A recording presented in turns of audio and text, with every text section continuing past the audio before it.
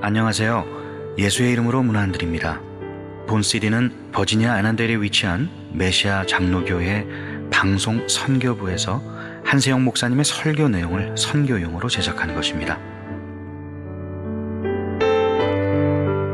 설교를 들으시고 예수 그리스도에 대해 알기를 원하시거나 예수를 믿고 신앙생활 하시기를 원하시는 분은 교회 전화 703-941-4447로 연락해 주시면 성심성의껏 도와드리겠습니다. 할렐루야. 평안하셨습니까? 지난 시간 벌새가 되지 말고 뭐가 되자고 그랬습니까? 천자 뭐 들어가죠? 천신홍이 되자고 그랬는데요. 여러분 믿음 가운데 은혜로 한 주간을 살아오셨습니까? 아니면 여러분의 힘 가운데 부딪히는 삶, 여러분의 노력과 여러분의 수고와 땀으로만 그렇게 힘든 삶을 살아오지는 않았습니까? 그러나 여러분 모두는 정말로 믿음 가운데 항상 은혜로서 살기에 부족함이 없는 성도들이 되시기를 주님의 이름으로 축원합니다. 우리는 결코 어떤 상황에서도 믿음을 잃어서는 안 됩니다. 하나님과 우리 사이에 내세울 수 있는 것은 오직 믿음 하나밖에는 없기 때문입니다. 바로 이 믿음이야말로 하나님께서 우리에게 모든 것을 주시기 위해서 주신 유일한 축복의 통로라 할 수 있는 것입니다. 1912년 보스턴의 한 가난한 집에서 태어난 소년이 있었는데 집안이 너무 어려워서 교육을 제대로 받지 못했습니다. 학교를 가지 못했습니다. 그래서 내가 비록 가난하고 공부도 못했지만 하나님을 먼저 잘 섬기며 살겠다 하는 그 믿음 하나 가지고 철저히 살았는데 처음에는 적은 돈이었지만 열심히 일하고 버는 대로 11조 꼬박꼬박 하고 교회 안에서도 맡은 일이면 무엇이든지 충성하고 교회 밖에서도 어떤 일이든지 성실하게 일을 했는데 그가 이 모든 것들을 하면서 정말 잃어버리지 않고 지키려고 했던 것은 바로 믿음이었다고 합니다. 그래서 젊은 시절에 열심히 일하는 것을 가지고 믿음으로 모빌 런치 서비스라는 회사를 세워서 운영을 했는데 성공을 했습니다. 그리고 그 후에 다시 그것을 기반으로 해서 또 다른 사업을 믿음으로 시작했는데 그 사업이 또 성공했습니다. 그래서 그 사업이 세계적인 프랜차이즈가 됐는데 그 사업의 이름이 뭐냐? 바로 던킨 도너츠입니다. 던킨 도너츠. 정말로 배운 것도 없고 가진 것도 없고 아무것도 없었지만 오직 믿음 하나로 하나님 앞에서 신실하고 성실하고 충성되게 교회 안에서든지 교회 밖에서든지 열심히 그가 삶의 태도를 바르게 함으로 살아와서 그래서 정말 세계적인 기업을 이루었다는 것입니다. 그의 이름이 로젠버그입니다. 지금은 스타벅스 때문에 좀 밀리는 경향이 없지 않아 있지만 그러나 여전히 던킨 도너츠는 세계적인 기업인 것이죠. 그런데 그가 72세를 맞이하는 생일 축하 자리에서 기자들이 그 성공의 요인이 뭡니까? 라고 물었더니 이런 대답을 했다고 합니다. 저는 가난하고 못 배웠습니다. 초등학교도 못 나온 데다가 그리 좋지 못한 환경에서 자랐습니다. 그러나 하나님께서 늘 제 짐을 맡아 주셨습니다.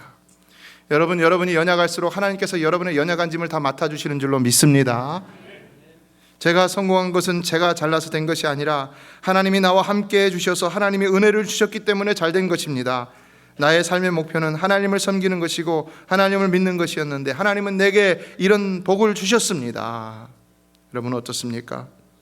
설령 우리가 가진 것이 없고 배운 것이 없더라도 하나님에 대한 믿음만 확실하다면 하나님 우리의 연약함을 맡아주시고 또 우리의 모든 일들도 맡아주신다는 것입니다. 이에 성도에게 있어서 하나님의 은혜로 살아간다고 하는 성도에게 있어서 가장 중요한 것은 무엇이냐? 믿음이라는 것입니다.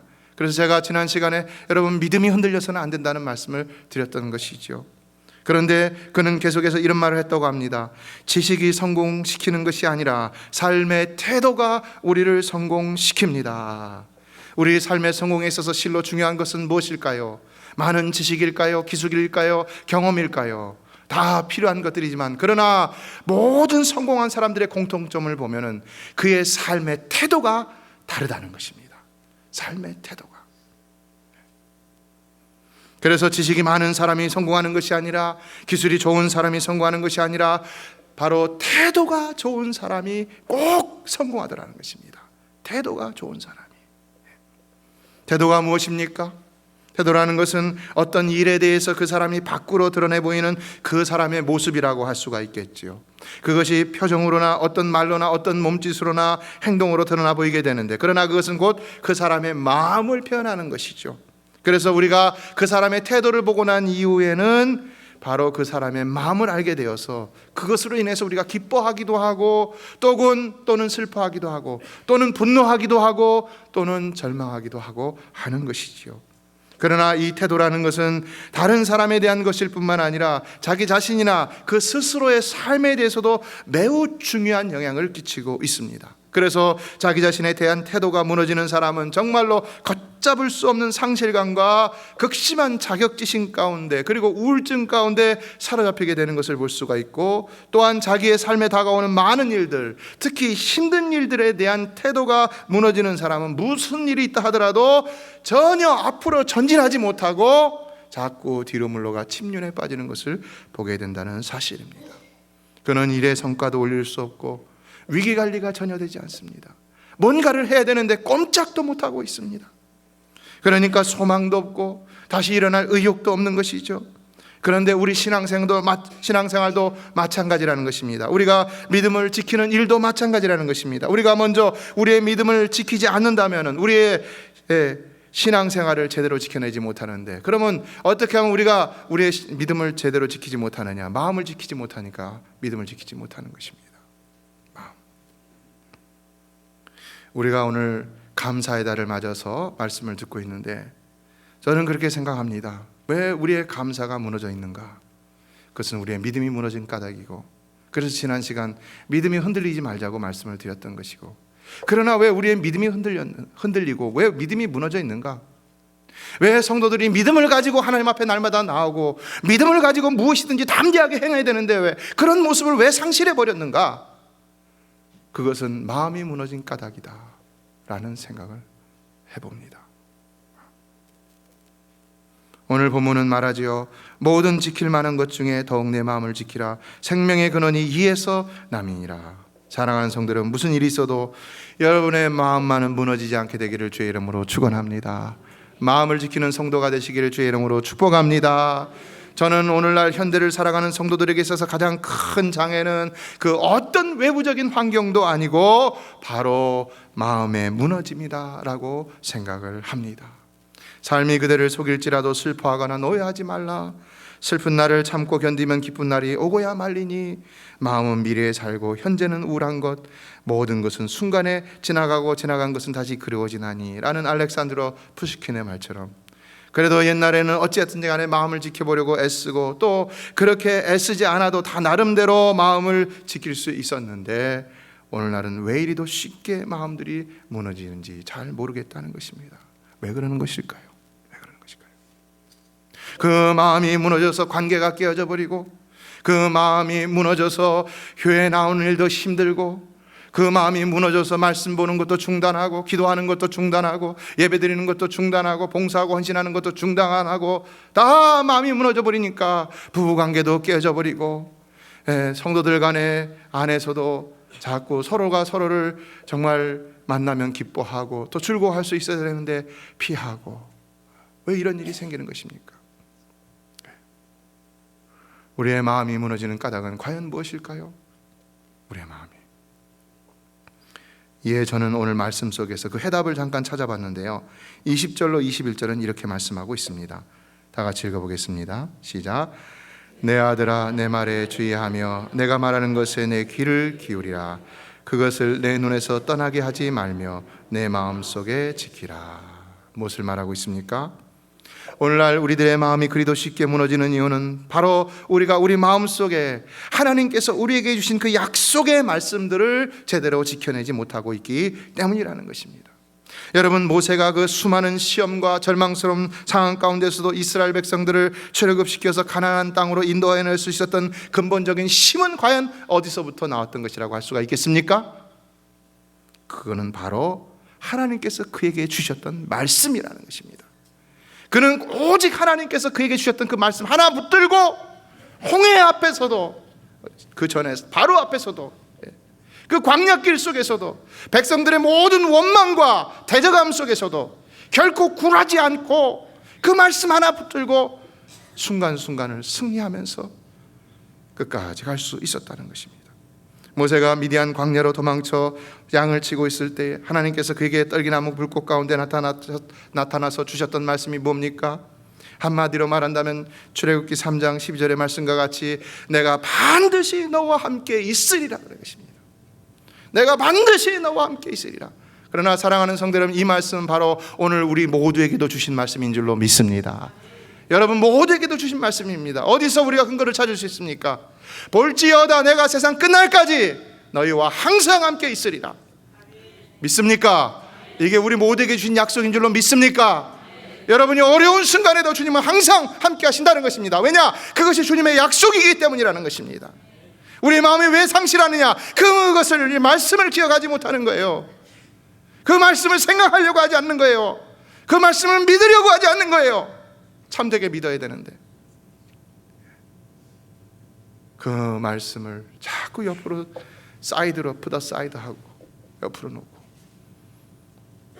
어떤 상황과 형편에 따른 내 감정과 내 판단만을 앞세우면서 나가니까 결국은 내가 사는 것이 아니라 내가 죽게 된다는 것입니다. 야곱이 그 사랑하는 부모를 떠나 외삼촌 라반의 집으로 갔다가 다시 베델로 돌아오기까지 그의 모든 삶의 여정을 이기게 하고 그의 믿음을 지키게 했던 것은 바로 무엇이었습니까? 그것은 바로 하나님께서 그에게 주셨던 약속의 말씀이었습니다.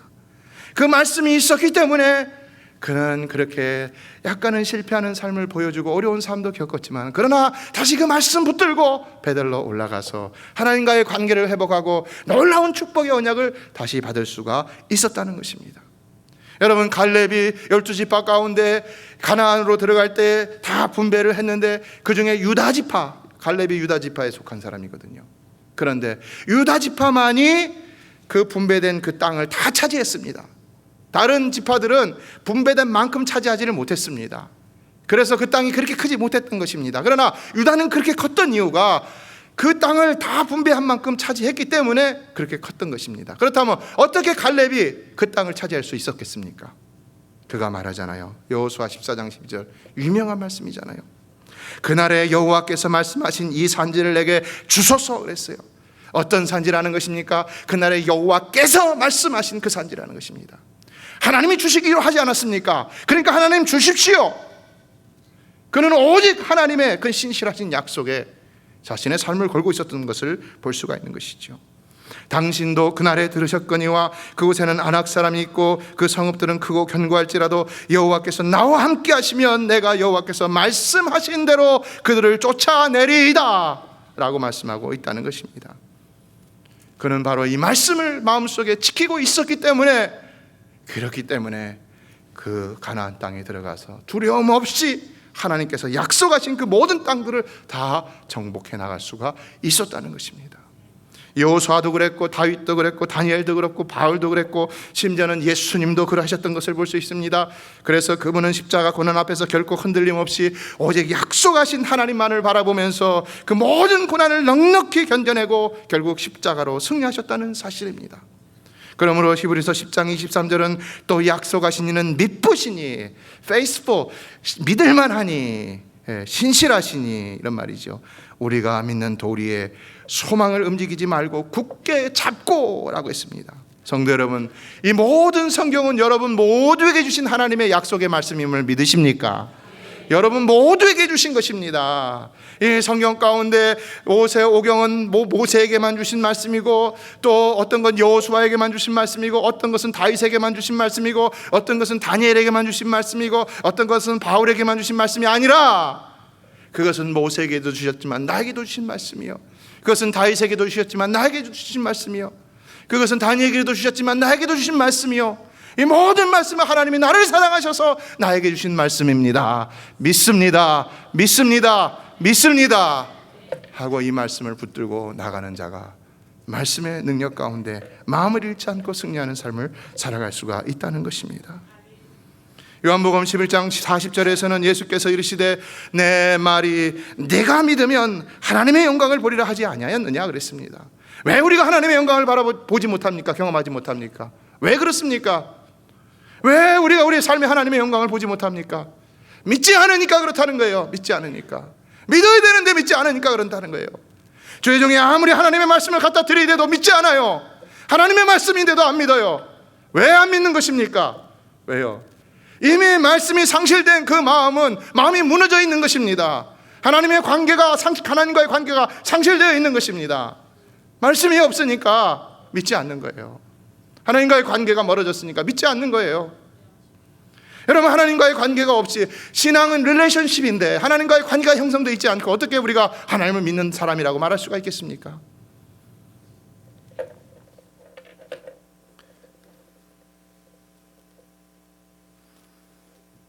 우리는 열등의식이나 장애의식에 사로잡혀서는 안 되는 것입니다. 열등의식에 사로잡힌 사람들은요, 자꾸 자기 자신을 작게 생각하는 것을 겸손으로 생각을 합니다. 그러나 이것은 착각이라는 것입니다. 그렇게 되면은요, 오히려 내가 작다고만 의식하기 때문에 그 사람은 오히려 다른 사람 앞에서 자꾸 자기를 크게 보이려고 막 이렇게 과시한다는 겁니다. 그 겸손이 아닌 것이죠. 또 장애의식은 어떻습니까? 장애의식에 사로잡힌 사람은요, 언제나 자신은 나는 장애자이기 때문에 아무것도 할 수 없다, 이렇게만 생각을 한다는 것입니다. 그래서 어떤 문제가 일어나면 나는 할 수 없는데 저 사람은 할 수 있는 사람인데 저 사람이 안 해서 그런 것이다, 저 사람이 그런 것이다, 저 사람이 그런 것이다, 항상 다른 사람 탓만 한다는 것입니다. 다른 사람, 뭐를 하려고 하더라도 사명이 주어져도 내가 하는 것이 아니라 자꾸 다른 사람에게 미루는 겁니다. 결국 내가 나를 장애인으로 만드는 이런 모순 가운데 빠지게 되는 것을 볼 수가 있는 것이죠. 38년 된 장애를 지니고 살았던 병자를 예수님이 찾아오셔서 네가 낫고자 하느냐라고 하셨을 때 그 병자가 뭐라고 말합니까? 대답을 못했죠. 왜요? 이미 자신의 병지에 숨어서 자신을 속이며 지낸 세월의 시간이 바로 그에게 선뜻 예라고 대답할 수 없게 만들었던 것입니다. 내가 처한 환경은 이런 것이다, 나는 어찌해도 할 수 없다, 이런 부정적인 생각. 그래서 이런 문제는 할 수 없는 내가 잘못한 것이 아니라 저 사람이 도와주지 않아서 안 된 것이고, 또 저런 문제는 또 다른 사람이 도와주지 않아서 그렇게 된 것이다 라고 말한다는, 이것이 바로 장애의식이라는 것입니다. 마음이 무너진 사람들의 모습이 바로 이런 열등의식과 장애의식으로 나타나는 것을 볼 수 있는 것입니다. 그런데요, 제가 뉴욕에서 공부를 할 때에 제 룸메이트 가운데 룸메이트로 지내던 사람 가운데 하나가 아주 중증 장애인이었습니다. 다리도 너무 많이 절고, 한쪽으로 이렇게 절고, 또 팔은 한쪽은 못 쓰고 한쪽도 쓰는데 한쪽도 이 앞부분만 이렇게 쓰고, 손가락도 이렇게 하고, 뭐 하여튼 굉장히 중증 장애인이었습니다. 그래서 이분이 저한테 룸메이트를 하자고 할 때, 제가 이분과 룸메이트 하면 많이 도와줘야 될 부분이 있겠구나, 그런 생각으로 룸메이트를 시작해서 또 그분을 도와주려고 했는데, 처음에 이게 신발을 신으려고 하는데 도와주려고 했더니 얼굴이 갑자기 굳어지더라고요. 도와주지 말라는 거예요. 내가 할 수 있다는 거예요. 할 수 있다는 거예요. 그 이후로 저는 그분을 도와줄 수가 없었습니다. 물론 그분이 도와달라고 하는 건 도와드렸지만, 그러나 그는 그렇게 중증 장애인임에도 불구하고 그가 모든 것을 다 알아서 해냈던 것을 제가 옆에서 지켜볼 수 있었습니다. 나중에 보니까 공부도 잘하고요, 정말 성악을 전공했는데 성악도 잘해갖고는요 아주 뛰어난 성악가가 됐습니다. 한국에서 유명한 성악가로 있습니다. 지금 저는 이분을 보면서 오히려 육신이 성한 내가 더 저분보다 중증 장애인이 아닌가라는 생각을 한때 한 적도 있습니다. 여러분, 육신이 장애라고 우리가 장애인인가요? 우리 형편이 우리에게 장애를 가져다 준다고 우리가 장애인처럼 장애의식을 가지고 살아가야 하는 것일까요? 그것은 아니라는 것입니다. 하나님이 여러분을 택하셨을 때는 이미 하나님께서 여러분에게 모든 삶을 감당할 능력을 허락하신 줄로 믿습니다.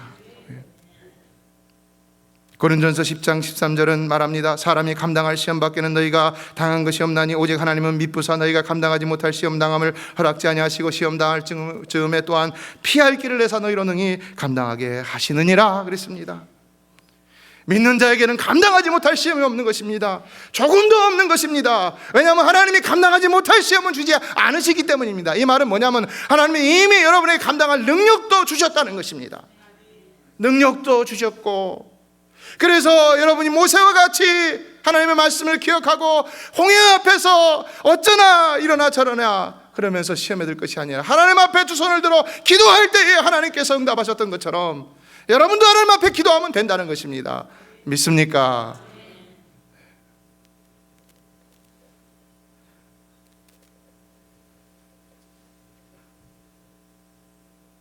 그러므로 성도에게 감당치 못할 시험은 없는 것입니다. 이기지 못할 시험도 없는 것입니다. 마음이 무너지도록 내버려두려야 할 상황은 절대로 없다는 것입니다.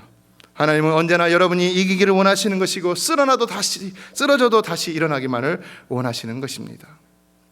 세계 2차 대전 때 영국과 미국의 포로 약 2만 명이 일본군 포로 수용소에 갇혔는데 몇 년 사이에 아무런 이유도 없이 8천 명이, 그러니까 40%가 죽었다는 것입니다. 그래서 이게 어떻게 된 일인가 봤더니 일본 사람들이 심하게 고문을 해서 죽은 것도 아니고 먹을 걸 안 줘서 죽은 것이 아니라 바로 그 죽은 이유는 뭐였냐? 그들 속에 있었던 절망이었다는 것입니다. 절망이 오니까 죽었다는 것입니다. 먹어도 죽고 고문을 안 받아도 죽고 가만히 있어도 죽었다는 것입니다. 절망이 오니까. 그들이 그렇게 절망하면서 마음을 지켜내지 못하게 되니까 결국은 그들의 마음이 무너지면서 그들의 삶도 그리고 끝내는 생명까지도 포기하게 되었다는 것입니다. 케로케고르는 사람들이 죽음에 이르는 병에 걸려서 절망에 빠진다고 그러는데 죽음에 이르는 병이 뭐냐? 자기 상실이라고 얘기합니다. 그 자기 상실은 뭐냐? 하나님과의 관계가 끊어진, 자기를 창조하신 하나님과의 관계가 끊어진 것을 바로 자기 상실이라고 말합니다. 그래서 이 절망을 해독하는 완전한 해독제는 뭐냐? 바로 믿음이라고 얘기합니다. 믿음. 어떻습니까, 여러분?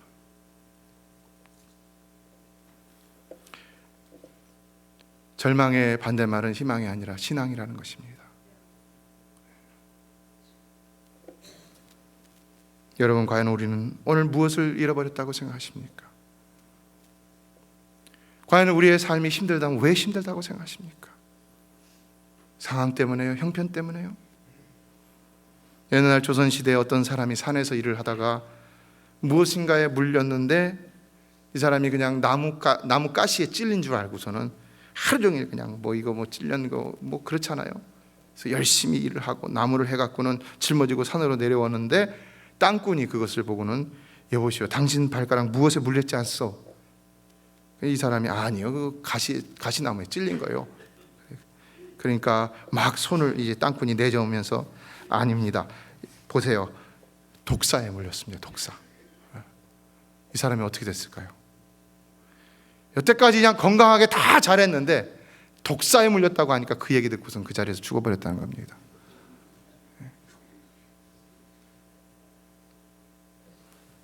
어떻습니까, 여러분? 무릇 지킬 만한 것보다 더욱 내 마음을 지키라. 생명의 근원 이에서 남이니라. 여기 생명의 근원 이에서 남이라는 말씀의 의미는 삶이 지속되는 것이나 활력에 찬 삶을 살 수 있는 것은 모두 마음에서 기인된다는 의미라고 주석가들은 주석하고 있습니다. 그렇다면 오늘 결론적으로 여러분의 삶은 왜 활력을 잃을 수 있다고 생각하십니까? 왜 여러분의 믿음이 무너졌다면 무너졌다고 생각하십니까? 그것은 절대로 외부적인 환경이 아니라는 것입니다.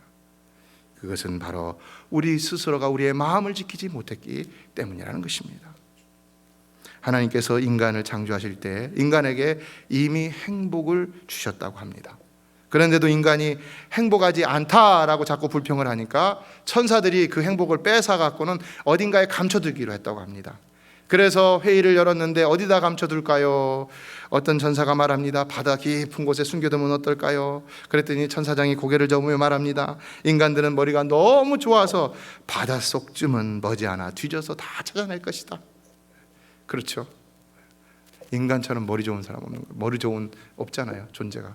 그렇죠? 또 천사가 그럼 가장 높은 산의 정상에 숨겨두면 어떨까요? 어떻게 됐을까요? 저 에베레스트 산 올라간 사람들이 벌써 다 찾아냈겠죠. 그렇죠? 천사장은 고개를 저으면서 인간의 탐험 정신을 따를 동물이 없어 그러니 제 아무리 높은 산 위에 숨겨두어도 찾을 것이요 라고 했다는 것입니다. 그리고 결국 궁리하고 궁리한 끝에 마침내 천사장이 결론을 내렸는데 어디다 숨겼을까요? 일부 예배 때는 맞히시는 분들이 있던데요. 마음에 숨겼다는 겁니다. 마음에. 인간들의 각자 마음속에 깊은 곳에 숨겨두기로 합시다. 인간들의 머리가 비상하고 탐험정신이 강해도 자기들의 마음속에 행복이 숨겨져 있다는 것을 깨닫기는 좀 어려울 것 같습니다. 그래갖고 행복은 뭐라는 것입니까? 마음 먹기 나름이라는 것입니다. 마음 먹기. 잠언 17장 22절은 마음의 즐거움은 양약이라도 심령의 근심은 뼈를 마르게 하느니라 라고 했습니다. 잠언 16장 32절은 자기의 마음을 다스리는 자는 성을 빼앗는 자보다 나으니라고 그랬습니다. 여러분의 마음이 왜 행복하지 못하다고 생각하십니까? 그것은 여러분의 마음을 괴롭히는 사람이 있기 때문이 아니라 여러분 자신이 여러분의 마음을 다스리지 못하기 때문이라는 것입니다.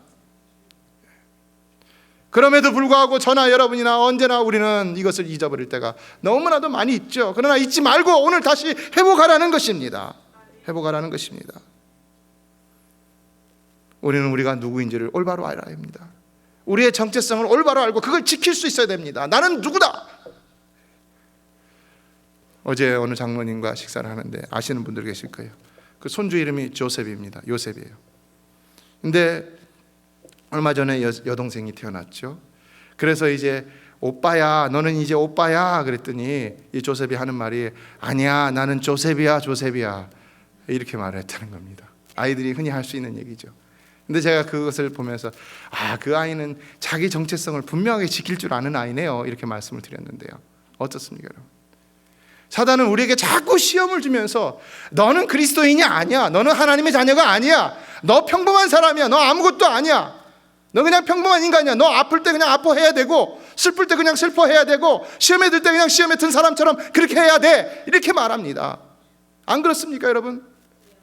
여러분의 마음속에서 그렇게 사단이 역사하고 있다는 것입니다. 그러나 우리는 그럼에도 불구하고 No, I'm a Christian. 나는 하나님의 사랑받는 자녀야. 하나님 나를 사랑하시오. 네가 뭘 안다고 그래. 사탄아 예수 이름으로 물러갈지어다. 승리하는 자가 되어야 할 줄로 믿습니다. 요한복음 1장 12절은 영접하는 자 곧 그 이름을 믿는 자들에게는 하나님의 자녀가 되는 권세를 주셨다고 그랬어요. 권세를. 이사야 43장 1절은 야곱아 너를 창조하신 여호와께서 지금 말씀하시느니라. 이스라엘아 너를 지으신 이가 말씀하시느니라. 너는 두려워 말라. 내가 너를 구속하였고 내가 너를 지명하여 불러나니 너는 내 것이라 그랬습니다. 여러분 이 말씀을 기록한 하나님의 심정을 아십니까? 이사야 43장을 쭉 지금 우리가 수요일날 강의하고 있지만은요, 이걸 보면요, 이걸 말씀하시는 하나님의 심정이 여기 담겨져 있습니다. 제발 좀 알라는 것입니다. 제발 야곱아, 내가 너를 창조했다, 내가 너를 지었다, 내가 너를 구속하였고 내가 너를 지명하여 불렀다. 너는 내 것이다. 내가 너를 반드시 구원하리라. 11절은 나 곧 나는 여호와라. 나 외에 구원자가 없느니라. 내가 너를 반드시 구원하리라. 제발 나 좀 믿어라. 제발 내가 하는 말 좀 믿어라. 제발 내가 한 말 좀 기억하라. 나만 의지해라. 나만 믿어라. 나만 신뢰해라. 하나님의 그 간절한 사랑의 심정이 거기 담겨 있다는 것입니다.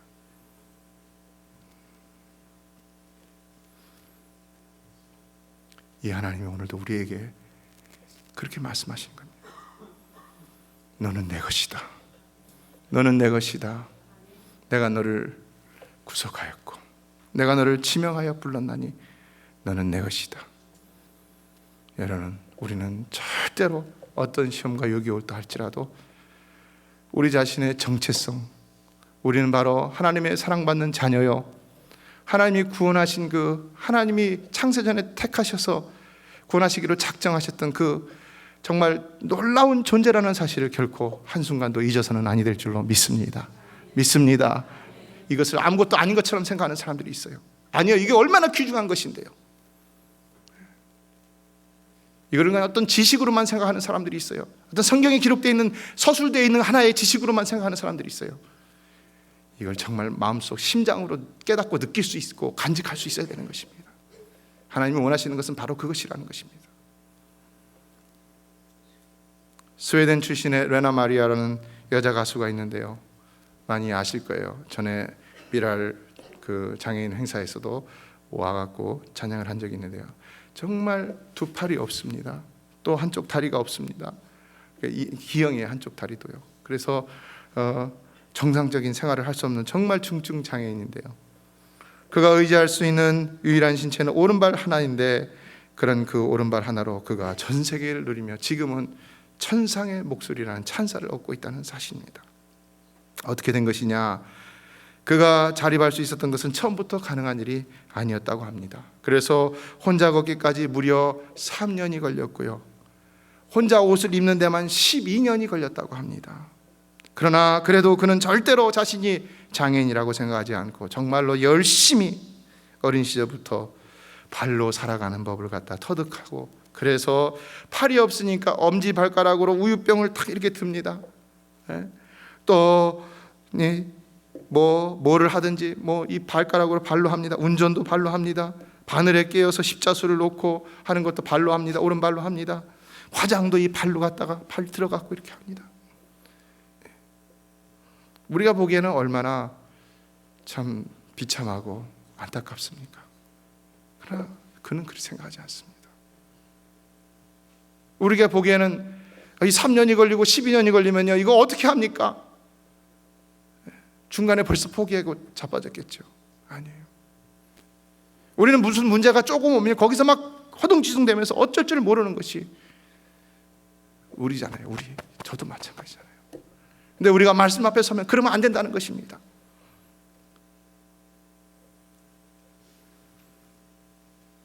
그가 인생에 좌절한 적은 딱 한 번 있는데 이혼할 때였다고 합니다. 그러나 그 외에는 그럴 수 있는 거죠. 그거는 절대로 좌절해 본 적이 없다는 것입니다. 그래서 이미 19살에 스웨덴 대표로 세계 장애인 수영 선수권 대회를 나가서 4개의 금메달을 따고, 스웨덴의 명문 스톡홀름 음대를 졸업하고 스웨덴 국왕이 준 장학금으로 미국에 유학을 와서 가스펠을 공부해서 지금은 전 세계적으로 하나님을 찬양하는 천상의 목소리가 되기까지 그의 도전은 멈추지 않았고 지금도 계속되고 있다는 것입니다. 여러분의 도전이 멈춰져 있지는 않습니까? 이미 멈춘 지 오래되지 않았습니까? 무엇이 안 된다고, 무엇이 1년 만에 안 된다고, 무엇이 2년 만에 안 된다고, 무엇이 3년 만에 안 된다고 주저앉고 있지는 않습니까? 그러나 오늘 본문에서 말하는 그 모든 문제를 해결함의 열쇠는 바로 우리의 마음을 지키는 일이라고 말씀하고 있다는 것입니다. 성도 여러분, 여러분의 마음을 지키시기를 주의 이름으로 축원합니다. 하나님과의 관계에서 상실된 마음이 있으면 회복하시기를 바랍니다. 회복하시기를 바랍니다. 여러분의 마음의 주인은 오직 하나님이신 줄로 믿습니다. 그래서 상한 심령이라도 하나님 앞에 내놓으면 하나님 외면치 않고 받으시고 치유해 주시는 것입니다. 그러므로 시편 51편 17절은 말씀했죠. 다 같이 읽어보겠습니다. 시작. 하나님께서 구하시는 제사는 상한 심령이라. 하나님이여 상하고 통회하는 마음을 주께서 멸시하지 아니하시리이다. 사랑하는 성도 여러분, 이 시간도 여러분의 마음을 하나님 앞에 내려놓고 무너져버린 여러분의 마음을 다시 회복할 수 있게 되기를 주의 이름으로 축원합니다. 하나님께 내어놓기만 하면 하나님 거절하는 것이 아니라 왜 이렇게 냄새나느냐, 지저분하냐, 왜 이렇게 뭘 보기 좋지 못한 모습으로 있느냐, 이렇게 꾸짖으시는 하나님이 아니라는 것입니다. 오히려 그 상한 심령을 하나님은 더 기뻐하신다는 것입니다. 반드시 어루만지시고 치유해 주실 줄로 믿습니다. 수고하고 무거운 짐진 자들아 다 내게로 오라, 내가 너희를 쉬게 하리라 말씀하신 것이 바로 주님의 복음 아닙니까? 여러분, 그래서 십자가 지신 거 아닙니까? 그러므로 이 시간도 주님 앞에 나간다면 하나님께서는 우리의 마음을 어루만져 주시고 우리에게 분명 쉼을 허락하여 주시고 다시 회복의 역사를 시작하게 하실 줄로 믿습니다. 11월 감사의 달, 여러분의 마음이 회복되심으로 진정 감사할 수 있는 영혼으로 하나님 앞에 감사하는 성도들이 되시기를 주의 이름으로 축원합니다.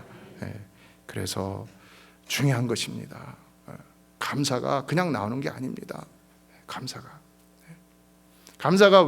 우리가 감사가 왜 1년에 한 번만 해야 되는 것입니까? 복잡하고 정말 시험 많은 세상의 모든 환경 속에서 다시 무너져버린 마음을 다시 일으켜 세워 지키심으로 믿음을 회복하시고, 그러므로 하나님 앞에 다시 감사할 수 있는 영성으로 회복되어서 남은 1년을 또 그 다음 1년을 또 다시 넉넉히 승리하며 하나님 앞에 영광을 돌릴 수 있는 그러한 우리 모두가 될 수 있기를 주의 이름으로 축원합니다. 메시아 장로교회는 아난데일 236 리틀 리버 턴파이크 선상에 있으며 디자인 안경과 알라딘 서점 옆에 있습니다. 주소는 4313번 마크햄 스트리트, 애난데일, 버지니아 22003입니다. 성경은 주 예수를 믿어라. 그리하면 너와 내 집이 구원을 얻으리라 하셨습니다. 이 CD를 들으시는 분께서 예수를 믿지 않으셨다면 꼭 예수를 믿고 죄악된 세상에서 구원을 받을 수 있도록 기도하겠습니다.